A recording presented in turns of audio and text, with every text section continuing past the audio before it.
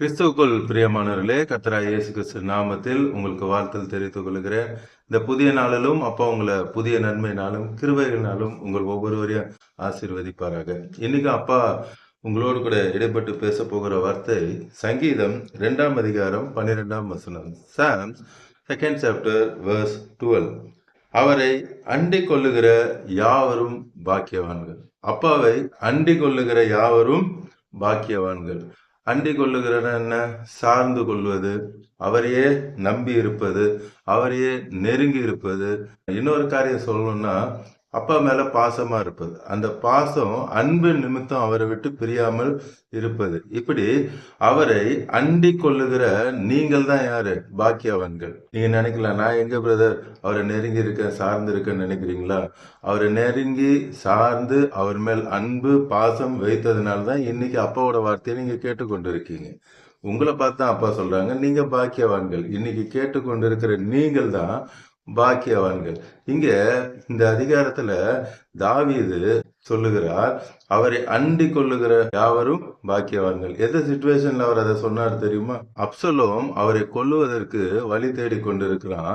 அப்சலோமுக்கு பெத்த பிள்ளைக்கு பயந்து ஊரை விட்டு ஓடிக்கொண்டிருக்கிற அந்த நேரத்தில் சொல்லுகிறார், அப்பாவை அண்டிக் கொள்ளுகிற யாவரும் பாக்கியவான். இதே நமக்கு பிரச்சனை போராட்டம் வந்துச்சுன்னா என்ன பண்ணிடுவோம்? பிசாசு என்ன பண்ணுவான்? நம்மள பைபிளை படிக்க விட மாட்டான், ஜெபம் பண்ண விட மாட்டான், அமைதியா படுத்து தூங்குன்றுவான். அந்த நேரத்துல தான் நம்ம அதிகமா என்ன பண்ணணும்? பைபிள் படிக்கணும், ஜெபம் பண்ணணும். இங்க பாத்தீங்கன்னாலும் அவர் அந்த பிரச்சனைக்கு மத்தியில அவருடைய ராஜ்யத்தையே இழந்து போகிறாரு. எல்லாவற்றையும் இழந்து போயிட்டு இருக்கிற நேரம் தான் சொல்றாரு, அப்பாவை அண்டிக் கொள்ளுகிற யாவரும் பாக்கியவான்கள். அல்லேலூயா. இன்னைக்கு நீங்க பிரச்சனையோடு கூட பார்த்து கொண்டிருக்கலாம், போராட்டத்தோடு கூட பார்த்து கொண்டிருக்கலாம். எனக்கு கடன் பிரச்சனை ஜாஸ்தி ஆயிடுச்சு, எல்லாம் என்னை விட்டு போயிடுச்சு, என் பிசினஸ் ஃபிளரிஷே ஆகல, ஒன்று இல்லாம போயிடுச்சு, என் குடும்பத்துல சமாதானம் இல்லை, பிரிஞ்சு போயிட்டாங்க, பிள்ளைகளுக்கு, என் கணவருக்கு, என் சொந்தக்காரர்களுக்கு வியாதி அதிகமாகி ஐசியூல இருக்காங்க, இனி அவர்களுக்கு ஒரு அற்புதமே நடக்காது. எல்லா சூழ்நிலைகள், எந்தெந்த காரியங்கள் உங்களை விட்டு போயிடுச்சுன்னு நீங்க நினைக்கிறீங்களோ இந்த நேரத்துல சொல்லுங்க, நான் அப்பா உங்களை நான் அண்டி இருக்கிறேன், உங்களை நெருங்கி இருக்கிறேன், உங்க மேல நான் வைத்திருக்கிற அன்பு குறையாது என்று சொல்லுங்க. அப்பா தாவீத உயர்த்தினாங்க. அதே தாவீது பாருங்க, 57ஆம் அதிகாரம் முதல் வசனம், சாம்ஸ் 57:1. எனக்கு இறங்கும் தேவனே, எனக்கு இறங்கும், உம்மை என் ஆத்துமா அண்டிக் கொள்ளுகிறது, உண்மை என்னுடைய ஆத்துமா அண்டிக் கொள்ளுகிறது. இங்க எந்த சிச்சுவேஷன்ல சொல்றாங்க? மேல படிச்சு பாருங்க. தாவீது சவுலுக்கு தப்பி ஓடி கெபியில் ஒதுங்குகையில். இங்க இரண்டாவதாக தாவீதை பார்க்கிறோம். சவுலுக்கு என்ன பண்றாரு? தப்பி ஓடுகிறார். உயிருக்கு பயந்து தப்பி ஓடிக்கொண்டிருக்கிற நேரத்துல சொல்றாரு, எனக்கு இறங்கும் தேவனே, எனக்கு இறங்கும். இந்த நேரத்துல அப்பாட்ட நீங்க கேட்கணும், அப்பா உங்களை நான் அண்டிக் கொள், உண்மை என் ஆத்துமா அண்டிக் கொள்ளுகிறது என்று சொல்லுகிறார். நீங்களும் சொல்லுங்க, அப்பா எவ்வளோ கிரிட்டிக்கல் சிச்சுவேஷனா இருந்தாலும் நான் உண்மை அண்டிக் கொள்ளுவேன். பவுல் சொல்லுகிறார், ஆண்டவருடைய அன்பை விட்டு பிரிப்பது எது? வியாதியோ வியாகுலமோ நாச மோசமோ எதுவுமே என்ன பண்ண முடியாதான், பிரிக்க முடியாது. அதுதான் இங்க தாவீது சொல்றாரு, என்ன பிரச்சனை வந்தாலும் சரி, என்ன போராட்டம் வந்தாலும் சரி, நான் உண்மையே அண்டிக் கொண்டு இருக்கிறேன். இந்த நேரத்துல நீங்களும் சொல்லுங்க, நான் உங்களை அண்டிக் கொண்டு இருக்கேன்ப்பா, உண்மையே சார்ந்து இருக்கிறேன், உங்க மேல நான் அன்பு வைத்திருக்கிறேன்ப்பா சொல்லி நீங்க சொல்லும் பொழுது, நீதிமொழிகள் 30ஆம் அதிகாரம் 5வது வசனம், Proverbs 35. தேவனுடைய வசனம் எல்லாம் புடமிடப்பட்டவைகள், அப்பாவுடைய வார்த்தை எல்லாம் புடமிடப்பட்டவைகள், தம்மை அண்டிக் கொள்ளுகிறவர்களுக்கு அவர் கேடகமா இருக்கிறார். அப்பாவை அண்டிக் கொள்ளுகிறவர்களுக்கு அப்பா எப்படி இருக்காங்களாம்?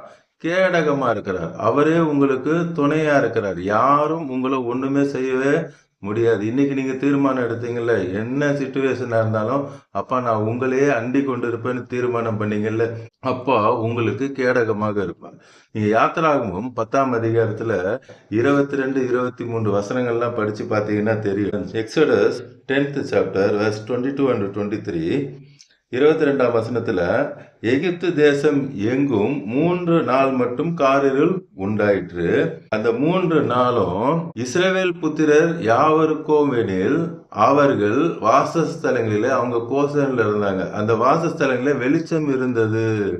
அப்போ உலகத்துக்கே இருட்டா இருந்தாலும் ஏசப்பாவை அண்டி கொண்டிருக்கிற உங்களுக்கு வெளிச்சம் இருக்கும். உங்களுக்கு இருளே இருக்காது.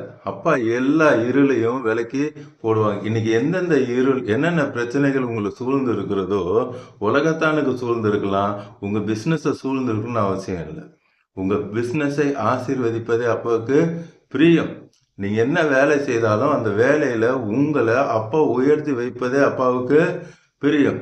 இன்னொரு வசனம் பார்க்கலாம் சங்கீதம்லயே 73:28 சாம் 73:28 எனக்கோ தேவனை அண்டிக் கொண்டிருப்பதே நலம். இங்க சொல்றாங்க தேவனை அண்டிக் கொண்டிருப்பதே நலம்.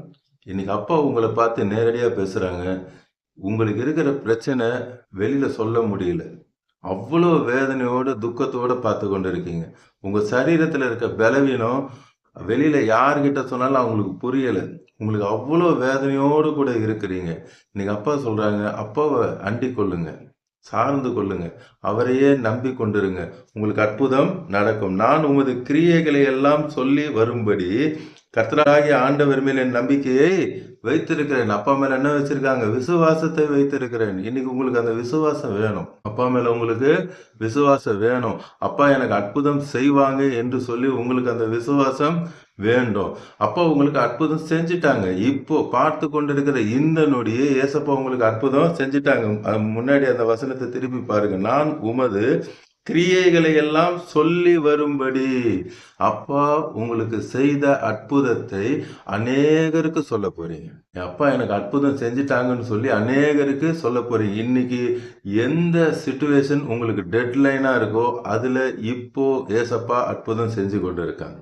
அது அநேகருக்கு நீங்க சாட்சியா சொல்ல போறீங்க. அதுக்கு தேவை ஒன்றே ஒன்று, விசுவாசம். கடைசியா ஒரு வசனம் பார்த்து நம்ம ஜெபிக்கலாம்.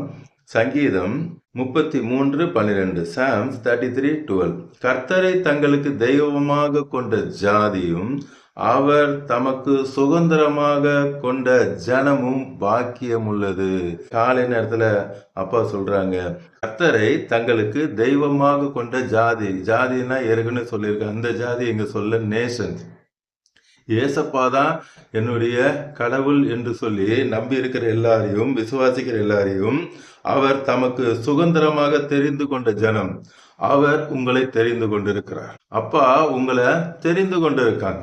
அப்பா தெரிந்து கொண்டதுனால தான் இன்னைக்கு அப்பாவோட வார்த்தைய கேட்டு கொண்டிருக்கீங்க. அப்பா தெரிந்து கொண்ட நீங்கள் பாக்கியம் உள்ளவர்கள். நம்ம முதல் வசனத்திலும் பார்த்தோம், அவரை அண்டிக் கொள்ளுகிற யாவரும் பாக்கியவான்கள். ஏசப்பா உங்களை தெரிந்திருக்காங்க. அப்பா உங்களை தெரிந்து கொண்டு இருக்காங்க. அதனால நீங்க பாக்கியவானாக இருப்பீங்க. இந்த காலை நேரத்துல அப்பா சொல்றாங்க, அப்பாவை நீங்க தேடி வந்திருக்கீங்க. அதனால எல்லாரும் பார்த்து கொண்டிருக்கிற கோடிக்கணக்கான மக்களை பார்த்து அப்பா சொல்றாங்க, நீங்க பாக்கியவான்கள். இன்றோடு எல்லா பிரச்சனைக்கும் ஒரு முடிவு வருகிறது. இப்பொழுது நாம் கண்களை மூடி கல்வாரி சிலுவை நோக்கி பார்க்கலாமா? அன்பின் பரலோக தகப்பனே, இந்த காலை நேரத்தில் உங்களுடைய பிள்ளைகளோடு கூட பேசியிருக்கீங்கப்பா. இயற்கைக்கு மேற்பட்ட அற்புதங்கள் இப்பொழுது நடந்து கொண்டிருக்கிறதுக்காய் ஸ்தோத்திரம். யாரெல்லாம் எனக்கு சுகம் கிடைக்கணும், என் பிள்ளைகளுக்கு, என் கணவருக்கு, என் சொந்தக்காரர்களுக்கு, பெற்றோர்களுக்கு சுகம் கிடைக்க வேண்டும் என்று சொல்லி கண்ணீரோடு கூட பார்த்து கொண்டிருக்காங்களோ, இப்பொழுது இந்த நொடியே நீங்க சுகத்தை தரீங்கப்பா. இப்படி சுகமளிக்கும் வல்லமை இறங்குகிறது. Thank you Jesus. உச்சம் தலை முதல் உள்ளம் கால் வரை இறங்குகிறது. Thank you Jesus.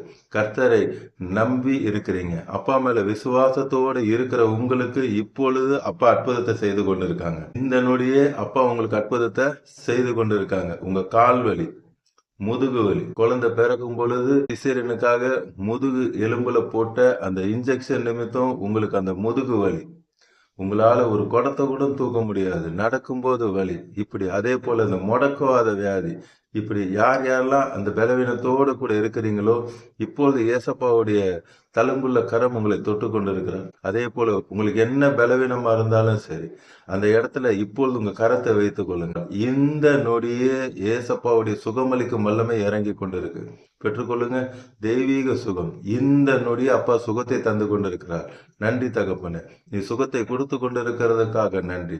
தெய்வீக சுகம் இறங்குகிறதற்காக குருடர்கள் பார்க்கிறதற்காய் சோத்திரம், செவிடர்கள் கேட்கிறதற்காய் சோத்திரம், முடவர்கள் நடக்கிறதற்காய் சோத்திரம், திமிர்வாதக்காரர்களுக்கு அற்புதத்தை செய்கிறீர்.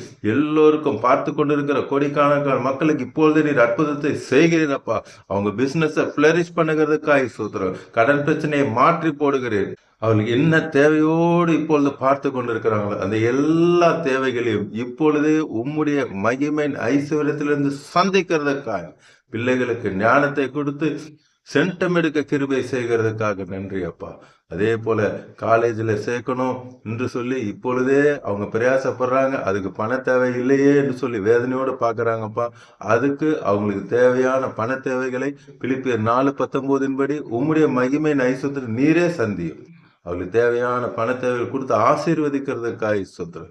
இன்னும் என்னென்ன காரியத்துக்கு உங்களுடைய பிள்ளைகள் ஜெபித்து கொண்டிருக்காங்களோ எல்லாவற்றுக்கும் இந்த நேரத்தில் நீர் அற்புதம் செய்கிறீரப்பா. பார்த்து கொண்டிருக்கிற கோடிக்கணக்கான உம்முடைய பிள்ளைகளை குடும்பத்தையும் ரட்சித்து ஆசீர்வதிக்கிறதுக்காக இந்த நாள் முழுவதும் உங்களுடைய கரம் அவளோடு கூட இருந்து நீங்க வழி நடத்த போகிறதுக்காக நன்றி அப்பா. இயேசு நாமத்தில் ஜெபிக்கிறேன் நல்ல பிதா. அமேன் அமேன். தொடர்ந்து பாருங்க, அப்பாவோட வார்த்தையை கேளுங்க, அநேகருக்கு ஷேர் பண்ணுங்க, எல்லோரும் ரட்சிக்கப்படட்டும், ஆசீர்வதிக்கப்படும். God bless you. பிரைஸ்.